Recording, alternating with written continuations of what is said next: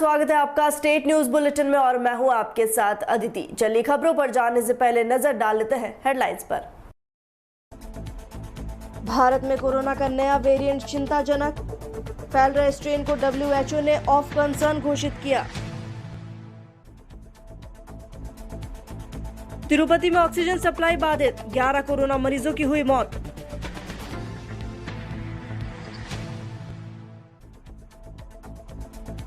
जम्मू कश्मीर के अनंतनाग में मुठभेड़, लश्कर के 3 आतंकवादी घिरे।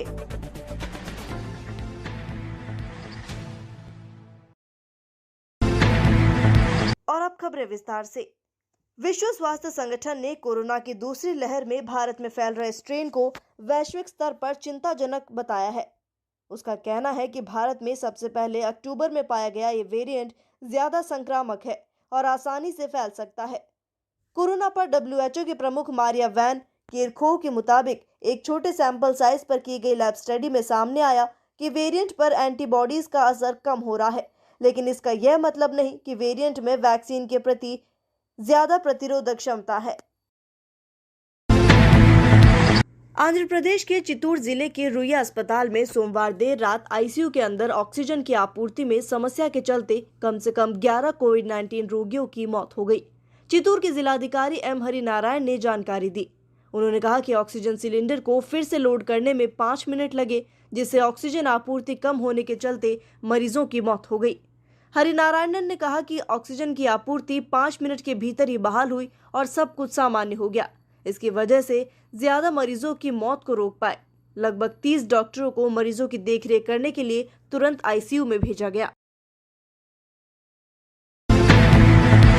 जम्मू कश्मीर के अनंतनाग में सुरक्षा बलों और आतंकियों के बीच मुठभेड़ जारी है। ये मुठभेड़ कोकरनाग इलाके में हो रही है। कश्मीर जोन के IG ने बताया कि सुरक्षा बलों ने लश्कर-ए-तैयबा के 3 आतंकियों को घेर लिया है। फिलहाल दोनों तरफ से फायरिंग जारी है। एक पुलिस अधिकारी के मुताबिक सुरक्षा बलों ने जिले के कोकरनाग इलाके के वायलू में आतंकवादियों की मौजूदगी की सूचना मिलने के बाद इलाके को घेरा और तलाशी अभियान शुरू किया। अधिकारी ने बताया कि तभी आतंकवादियों ने सुरक्षा बलों पर गोलियां चलाई, जिसके बाद बलों ने जवाबी कार्रवाई की और मुठभेड़ शुरू हो गई। उन्होंने बताया मुठभेड़ में किसी के हताहत होने की सूचना नहीं मिली। खबर बीकानेर से है, जहां विगत कई वर्षों से चंदा बनाने का कार्य किया जा रहा है, तो वहीं इस बार भी विश्व में फैल रही महामारी से बचने का संदेश चांद बनाकर दिया गया। बीकानेर के 534वें स्थापना दिवस के अवसर पर राजस्थान साफा, पाग, पगड़ी और कला संस्कृति द्वारा विगत कई वर्षों से चंदा बनाने का कार्य किया जाता है और इस बार ये कार्य दोबारा किया गया। विश्व में फैल रही कोरोना महामारी से बचने का संदेश दिया गया। संस्था के किशन चंद पुरोहित ने बताया कि राव बीकाजी द्वारा बीकानेर की स्थापना की गई थी। उस समय उन्होंने चंदा उड़ाया था और तब से आज तक परंपरा के साथ जूनागढ़ में पूजन करने के बाद सलीके से चंदा के आकार की पतंग उड़ाने की परंपरा का आयोजन किया जाता है। संस्था के साफा, पाग, पगड़ी के विशेषज्ञ और विश्व कीर्तिमान स्थापित कर चुके किशन चंद पुरोहित ने बताया कि आधुनिक युग में देश में फैल रही समस्या और महामारी को देखते हुए चंदे पर मथेरन कला चित्रकला के माध्यम से उकेर कर आम जनता को संदेश दिया गया।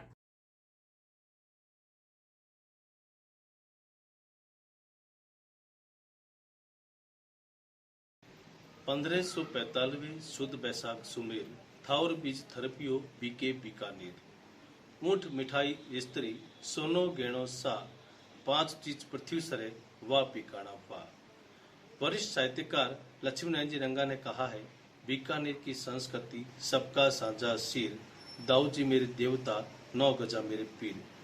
बीकानेर स्थापना दिवस के उपलक्ष्य में हम निरंतर कई वर्षों से चंदा बनाते आ रहे हैं। इस चंदा बनाने में हम कई प्रकार के संदेश देते हैं, जिसमें खेल, कला, शिक्षा, साहित्य और संस्कृति के साथ साथ हम देश की कई भ्रामक बीमारियां जो है विश्व का जो खतरनाक रूप ले चुकी है कोरोना, उस कोरोना से लड़ने के लिए हमने सरकार की गाइडलाइन के अनुसार लोगों को चंदे के माध्यम से संदेश दे रहे हैं। इस चंदे के संदेश में हम 2 गज दूरी, मास्क है जरूरी, ऑक्सीजन जो कमी आ रही है उस ऑक्सीजन को सर्वाइव करने के लिए हम लोगों ने पर्यावरण के संबंधित कुछ संदेश देना चाहा है, जिससे ऑक्सीजन की कमी ना हो और साथ ही घर पर रहे, सुरक्षित रहे, साबुन से हाथ धोते रहें। इस तरह के संदेश हम कोरोना से लड़ने के लिए देते आ रहे हैं। मैं बीकानेर से कृष्णचंद पुरोहित, साफा पाक पगड़ी स्पेशल। खबर बीकानेर के कोलायत से है, जहां सोमवार, बुधवार और शुक्रवार को ही बाजार खुलेगा। यहां कोलायत व्यापार मंडल की एक अच्छी पहल सामने आई है। कोरोना संक्रमण की चेन कोलायत क्षेत्र में लगातार बढ़ रही है, जिसे लेकर कोलायत व्यापार मंडल और प्रशासनिक अधिकारियों के बीच बैठक हुई।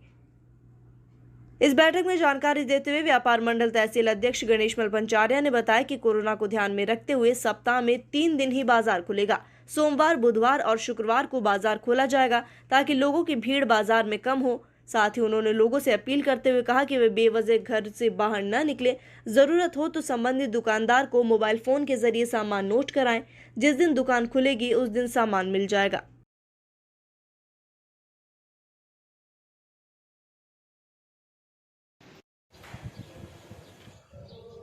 आज एसडीएम ऑफिस कोलायत में व्यापार मंडल और प्रशासन की मीटिंग हुई है। उस मीटिंग में ये निर्णय लिया गया है कि सप्ताह में 3 दिन बाजार खुलेगा, जिसके अंदर सब्जी, परचून, ये 2 दुकानें सोमवार को, बुधवार को और शुक्रवार को सप्ताह में 3 दिन खुलेगी। और दूध की सप्ताह में जो रेगुलर पीछे के हिसाब से चलती थी वैसे ही चलेगी, सुबह 6 से 11 और शाम को 5 से 7। इसके अलावा अगर कोई दुकानदार दुकान खुली मिली तो प्रशासन अपनी कार्रवाई करेगा। जैसा प्रशासन को उचित लगेगा वो कार्रवाई करेगा। खबर बीकानेर के कोलायत से है, जहां डॉक्टर बीएल मीणा ने कोलायत सीएचसी का निरीक्षण किया। नोडल अधिकारी बीएल मीणा ने सीएचसी का निरीक्षण किया और कोविड सेंटर बनाने के लिए केंद्र बने कमरों का भी निरीक्षण किया। साथ ही स्थानीय जाट धर्मशाला और राजपूत धर्मशाला भी पहुंचे। निरीक्षण के दौरान उपखंड अधिकारी प्रदीप कुमार, बीसीएमएचओ डॉक्टर अनिल वर्मा भी साथ रहे। नोडल अधिकारी बीएल मीणा ने कोलायत सामुदायिक स्वास्थ्य केंद्र में बने कमरों का निरीक्षण किया और कमरे नियुक्त किए। इस दौरान एसडीएम प्रदीप कुमार चाहर और बीसीएमएचओ ने उनका साथ दिया। वहीं कोलायत में बढ़ रहे कई मरीजों की संख्या को ध्यान में रखते हुए 30 बेड के लिए कोविड-19 सेंटर बनाने के लिए निरीक्षण किया। मीणा ने इसके अलावा कोलायत की जाट धर्मशाला और राजपूत धर्मशाला का भी निरीक्षण किया।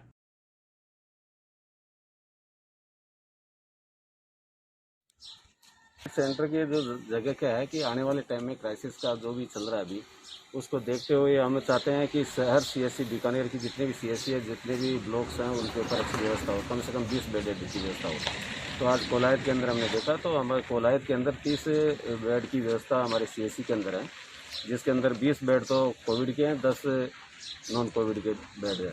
बाकी यदि ज़्यादा क्राइसिस का आता है तो हमारे पास हमने 2 धर्मशाला देखी हैं, बहुत अच्छे व्यवस्था यहाँ पे हॉल है और इनके अंदर यदि सीएससी का भर जाता है कोविड में तो हमें इनको यहाँ यूज़ करना है। अब खबर राशमी से है, जहां किसी भी महिला का कठिन समय उसका प्रसव काल होता है। ऐसे में एक nurse 2nd grade Om Prakash Prajapat ने चमत्कार को साकार करते हुए वाहन में नॉर्मल डिलीवरी कराई। आपको बता दें कि रात को कालबेलिया खेड़ा निवासी देव कालबेलिया पत्नी गोपाल कालबेलिया उम्र 30 वर्ष को डिलीवरी 108 वाहन के द्वारा राशमी हॉस्पिटल में लेकर गए, जहां प्राथमिक उपचार के बाद डॉक्टर ने चित्तौड़गढ़ जिला मुख्यालय के लिए रेफर कर दिया। इस दौरान बनाकिया नरेला के बीच एम्बुलेंस 108 में महिला को तेज दर्द हुआ और एक बार की कोई कुछ समझ नहीं पाया, तो वहीं तत्काल परिजनों से बात कर प्रसव का निर्णय किया गया। सहयोगी परिचालक जगदीश चंद्र तेली की सहायता से प्रसव कराया गया। जैसे ही एम्बुलेंस में किलकारी गूंजी तो चेहरों पर मुस्कान खिल गई। खबर पटौदी से है, जहां प्रधान ममता जोगेंद्र प्रजापत ने क्षेत्र के पटौदी हॉस्पिटल का निरीक्षण किया। निरीक्षण के दौरान अस्पताल में अव्यवस्थाओं का आलम देखकर प्रधान ने डॉक्टर से बात की, तो वहीं डॉक्टर ने बताया कि हॉस्पिटल में दवाइयां और सैनिटाइजर और मास्क नहीं है। ऐसे में प्रधान ने मानवता का परिचय देते हुए सैनिटाइजर और मास्क देने की घोषणा की। पटौदी प्रधान ममता जोगेंद्र प्रजापत ने बताया कि तुरंत प्रभाव से प्रतिनियुक्ति निरस्त नहीं की और 24 घंटे में पीएचसी में हालात नहीं सुधरे तो वे सदस्य और स्थानीय जनप्रतिनिधि के साथ गूंगी बहरी सरकार व स्थानीय विधायक राजस्व मंत्री को कुंभकर्णी नींद से जगाने के लिए धरना देंगी। प्रधान राजस्व मंत्री हरीश चौधरी पर गंभीर आरोप लगाया। उन्होंने कहा कि वे कई बार पत्र के माध्यम से अवगत करा चुके हैं, लेकिन कोई नहीं सुन रहा। प्रजापत ने कहा, मंत्री अगर पटौदी को कोविड सेंटर बनाकर भामाशाह के सहयोग से कम 20 ऑक्सीजन सिलेंडर और डॉक्टरों की प्रतिनियुक्तियां निरस्त कर आवश्यक संसाधनों की कमी पूरी करें तो पटौदी की जनता को फायदा मिलेगा।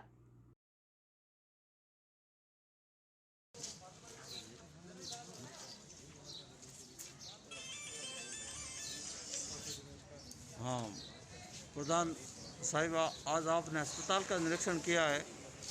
आपको यहाँ पर क्या क्या व्यवस्थाएं या अव्यवस्था या कमियाँ पाई है आपने?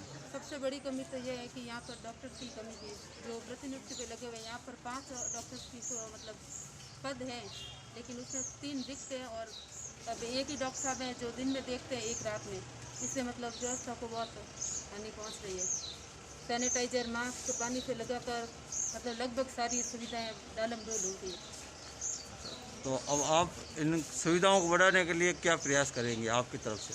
हमने लिखित और मौखिक दोनों रूप से मंत्री जी को, यहाँ के CMHO साहब को, सबको अवगत करा दिया है। अवगत तो पहले मंत्री साहब ने भी दौरा किया था, उससे पहले जिला प्रमुख साहब ने भी दौरा किया था और उन्होंने भी यही कहा था कि हम जल्द ही व्यवस्थाओं को दुरुस्त करेंगे। उसके बाद आज का करीबन 20 दिन हो चुके हैं, लेकिन अस्पताल के जो व्यवस्था हैं उनमें कोई दुरुस्तगी नज़र नहीं आ रही है। तो आप का क्या कहना है इस बारे में? मेरी पूरी कोशिश है और शीघ्र अतिशीघ्र यह व्यवस्थाएं जरूर सुचारू रूप से चालू हो जाएगी। तो आप का क्या कहना है इस बारे में? मेरी पूरी कोशिश है और शीघ्र अतिशीघ्र यह व्यवस्थाएं जरूर सुचारू रूप से चालू हो जाएगी। पाटौदी CSC की स्थिति इतनी गंभीर हालात है। पिछली बार जब प्रमुख साहब ने, मंत्री जी ने यहाँ दौरा किया, ओनली फॉर उन्होंने औपचारिकता निभाई, न कि पाटौदी की जनता का, न इस हॉस्पिटल की सुधार के लिए उन्होंने कोई एक्शन लिया। आज पाटौदी CSC कहने को तो सामुदायिक स्वास्थ्य केंद्र है, लेकिन जब अंदर जाते हैं तब पता चलता है कि यहाँ डॉक्टर्स नहीं है, स्टाफ नहीं है, दवाइयाँ नहीं है और बहुत सारी कमियाँ हैं। हमने कई बार इस बारे में स्थानीय विधायक जो राजस्थान सरकार में रेवेन्यू मिनिस्टर है उनको हमने कई बार अवगत कराया, लेकिन पता नहीं पाटौदी से वो क्या रखते हैं। उन्होंने पाटौदी के लिए इस हॉस्पिटल के नाम पर उन्होंने कुछ भी नहीं किया, व्यवस्था के नाम पर उन्होंने कुछ नहीं किया। मेरी उनसे हाथ जोड़कर निवेदन है कि आप हमारे स्थानीय जनप्रतिनिधि, हमारे MLA हो, मंत्री हो, हम आपसे आशा रखते हैं कि हमारा ये स्वास्थ्य केंद्र जो पाटौदी CSC है उसका समुचित स्टाफ की व्यवस्था हो। खबर रायसिंह नगर से है, जहां एक और कोरोना संक्रमण के चलते लोगों का जीवन कष्टकारी हो रहा है, तो वहीं इस माहौल में कई समाजसेवी संस्थाएं आगे आ रही है। ऐसे ही संस्थाओं में रायसिंह नगर में विश्व कल्याणकारी ट्रस्ट अपनी पहचान बना रही है। कोरोना की पहली लहर में संस्था द्वारा जनहित और सामाजिक सरोकारी के कार्य किए गए थे, तो वहीं दूसरी लहर आने के साथ ही कल्याणकारी ट्रस्ट के सदस्य सक्रिय हो गए हैं। शुरुआती तौर पर लोगों को निरोगी करने के लिए, उनकी इम्यूनिटी पावर बढ़ाने के लिए आयुर्वेदिक काढ़ा पिलाने का कार्य शुरू किया गया। ट्रस्ट द्वारा प्रतिदिन 1000 लीटर काढ़ा बनाकर शहरी और ग्रामीण क्षेत्र में वितरण किया जा रहा है, जिसका सीधे तौर पर हजारों लोगों को लाभ मिल रहा है।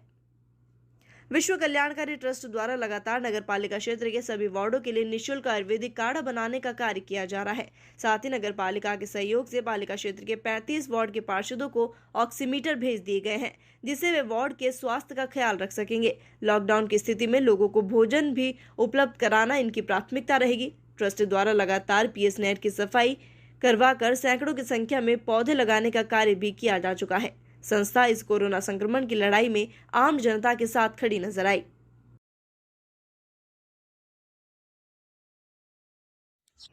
कोरोना महामारी के इस संकट के दौर में विश्व कल्याणकारी ट्रस्ट और नगरपालिका अपनी सेवाएं दे रहा है। इसके लिए विश्व कल्याणकारी ट्रस्ट प्रत्येक घर में जाकर आयुर्वेदिक काढ़ा पिला रहा है। शहरों के अलावा हम गाँव में भी अपना काढ़ा बनाकर भेज रहे हैं और लगभग हमने रोज 1000 लीटर काढ़ा बनाते हैं, जिससे 20,000 लोग इसका लाभ उठा रहे हैं। अब इसकी स्पीड और बढ़ा दी जाएगी और इसके अलावा हमने लगभग 20,000 मास्क बांट दिए है और भी मास्क बांटने का कार्य चालू है। हमारे पार्षद घर घर जाकर ऑक्सीमीटर के द्वारा लोगों का ऑक्सीजन लेवल चेक कर रहे हैं, उनका स्वास्थ्य चेक कर रहे हैं और उन लोगों का। खबर देचू से है, जहां बड़ा कस्बा होने से 200 से 300 OPD रहती है और सबसे बड़ी समस्या ऑक्सीजन मशीन की आ रही थी। ऐसे में सरपंच संघ अध्यक्ष भवानी सिंह और विधायक ने 6 ऑक्सीजन मशीन की घोषणा की। जल्द ही वे मशीनें देचू CSC में पहुंचेगी, तो वहीं 4 ऑक्सीजन मशीनें करण सिंह जी उचियारडा द्वारा भेंट की गई। उनकी टीम द्वारा भेजी गई देचू ग्रामवासी विधायक का और करण सिंह जी का आभार देचु जता रहा है। इस मौके पर डॉक्टर कैलाश विश्नोई, शुभम गुप्ता, भामाशाह, भंवर सिंह राठौड़, बजरंग सिंह राजपुरोहित, अर्जुन सिंह राठौड़, गणपत सिंह, पूर्व उप सरपंच देवी सिंह राठौड़ व कई ग्रामीण उपस्थित रहे। और इसी के साथ फिलहाल स्टेट न्यूज बुलेटिन में इतना ही। देश और दुनिया की तमाम खबरों के लिए बने रहिए DPK न्यूज के साथ। नमस्कार।